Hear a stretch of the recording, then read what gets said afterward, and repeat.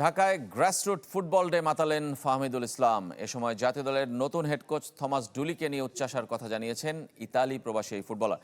American কোচের অধীনে খেলতে মুখিয়ে তিনি। তবে ক্রীড়া প্রতিমন্ত্রী আমিনুল হক দিলেন ভিন্ন তথ্য। সান মারিনো ম্যাচের পরীক্ষায় পাশ করলেই নাকি চূড়ান্ত সিদ্ধান্ত হবে নতুন কোচকে নিয়ে।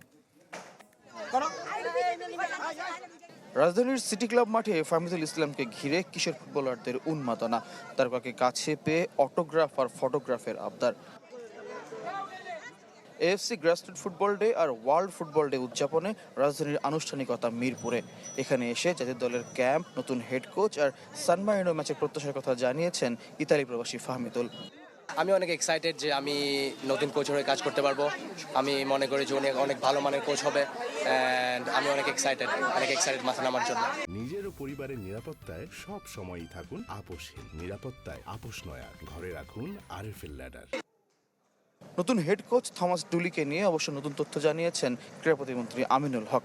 সান মারিনো ম্যাচটা মার্কিন কোচের নিয়োগ পরীক্ষা।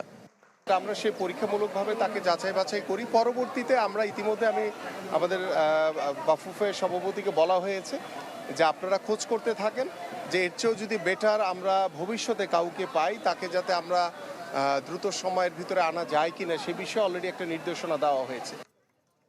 গ্রাসরুট ডের আয়োজনে মিরপুরে ছিলেন মরক্কোর রাষ্ট্রদূত। আগামীতে বাংলাদেশের ক্রীড়ায় ভূমিকা রাখার লক্ষ্য তার।